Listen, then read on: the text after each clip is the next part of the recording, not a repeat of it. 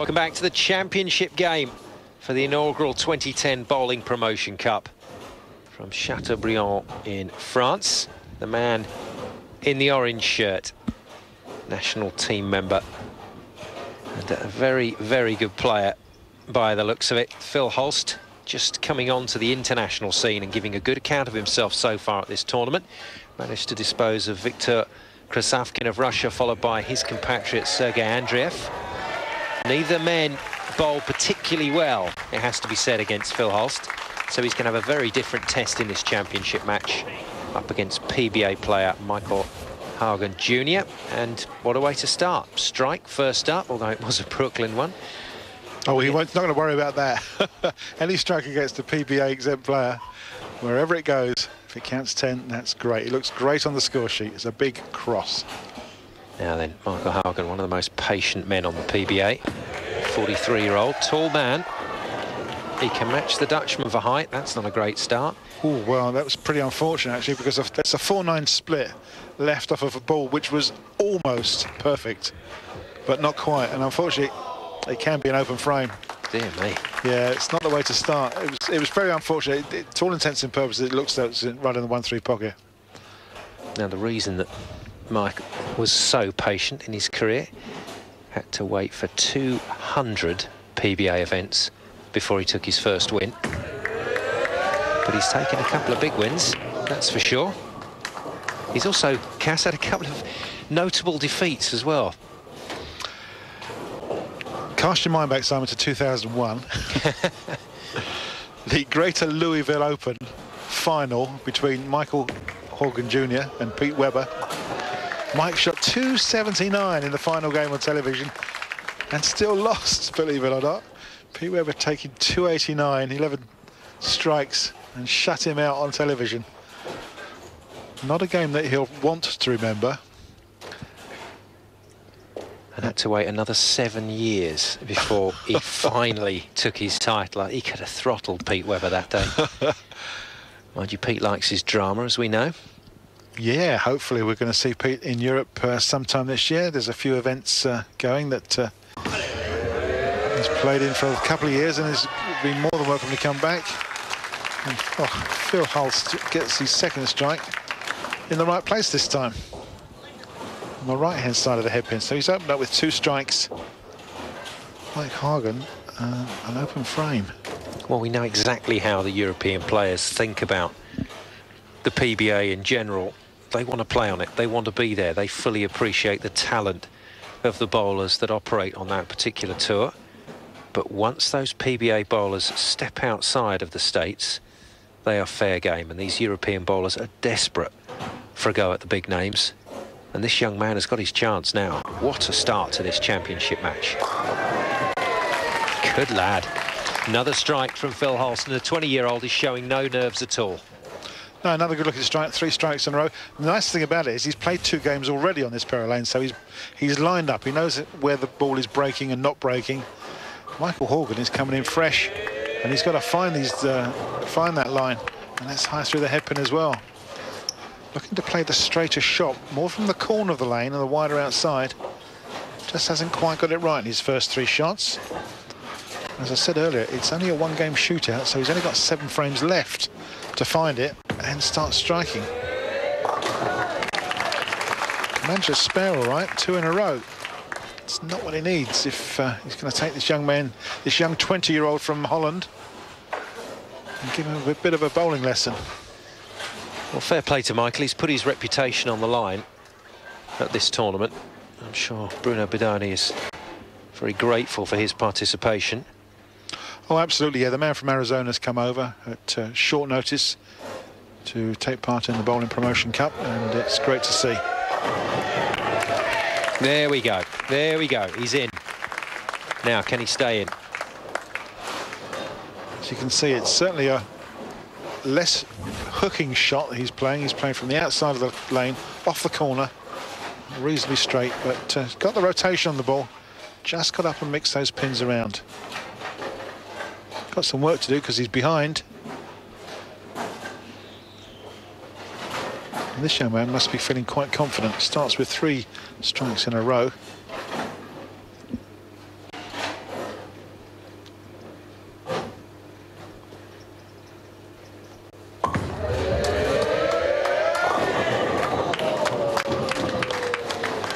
And another 300 game goes begging. Oh, well. We weren't going to say anything about it. Oh, he's a lucky boy. Wow. Just stumbled on his delivery there. Can you believe that? Like a feather duster, he's tickled that pin and kicked it over. How fine is this? Fine enough. Trick shots. Well, it's a spare. No open frame. He's a very deep knee bend and a very high back lift for a tall player. You don't see that from the tall players. Well, yeah, I agree with you on the knee bend. Yeah, that's right. They have to get right down low, and it's not always possible. But the high backswing, yeah, seems to be actually a characteristic of taller players. Let's just see the difference in styles, because Michael Haugen Jr. is pretty much the same build, almost exactly the same build as the younger man, and there you can see bending right over and just stroking that ball down the lane. But it's only a half backswing, as you can see. Doesn't really get up very high at all at the back. Just a 6 spare. But we've seen that from a number of guys, the likes of Wes Malott as well, bowls like this. Kind of manoeuvres the ball round the leg. It's the style that you start with. When you first start playing, whatever age, the style you start with is very similar. You'll keep that all the way through your career. You won't want to change it, because you'll settle on a style that suits you, is comfortable, and you can make strikes with it. Why change? And unfortunately, some of us have settled on a style that's rubbish. I was actually talking about the likes of Jason Belmonte, who, at the age of 2, a two-hander, is still playing two-handed. Yeah, he and Oscu operating on the PBA with the two hands. Whereas most bowlers favour this type of style. But this is a really classic look to the way Phil Hulst bowls. And he clearly generates a lot of revs. Well, he's not been particularly accurate, but he's muscled his way down there. Well, he's staying clean. He's had no open frames. He's got the 3 strikes in a row to start with. And he's just put some spares in there, so he's on par for 200. Mike Haugen's had that open frame and no doubles, so he's really got some work to do. I'm just harping back to the PBA, Simon, some news in recently that England's Stuart Williams will be playing on the PBA Tour in 2010-11 for the 2nd year in a row. Managed to get his exemption, and so there'll be some Europe and English interest out on the PBA Tour all of next season. And well done to him. Yeah, more and more international players creeping in to the inner sanctum of the PBA. Michael Haugen, it's not going his way at all in this championship match. It just isn't happening. It certainly isn't. He needs to strike off the sheet to make 200. Dear me.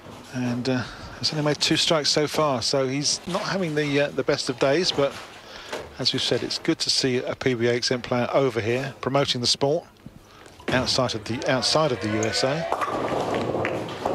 Again, high through the head pin. Just can't seem to find that 1-3 pocket.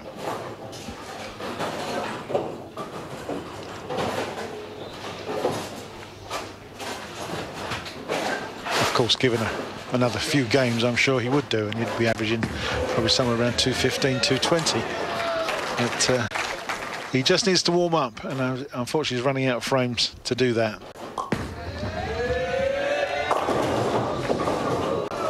Oh dear, oh dear. That could have been 7, that could have been 10, couldn't it? Enough to keep his nose in front, though. Absolutely, yeah. 9 spares good. It's an easy-ish spare to bowl straight at. And it's not an open frame, so your score progresses.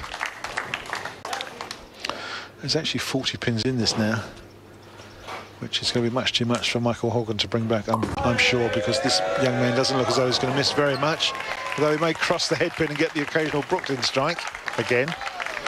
He's not going to worry about it. An overreaction there, because he went right on the lane, right to the gutter, and it still crossed the head pin. Striking the 9th frame, the foundation. Michael Haugen knows this is all over. Still going to go through the motions. Frame number 9. Well, hit the head pin, I'll say, and the 3 pin, which is the pocket. and carried all 10, just about. Ball struggling to get up the hill there to the 1-3 pocket. Fighting its way through the oil, which we mentioned earlier. He's trying to use the angle at the same time. And doesn't work with that ball. Leaves the bucket. Yeah. Opportunity just to make a spare and get a filled ball in the 10th frame. Unfortunately, he's only going to be in the 170s.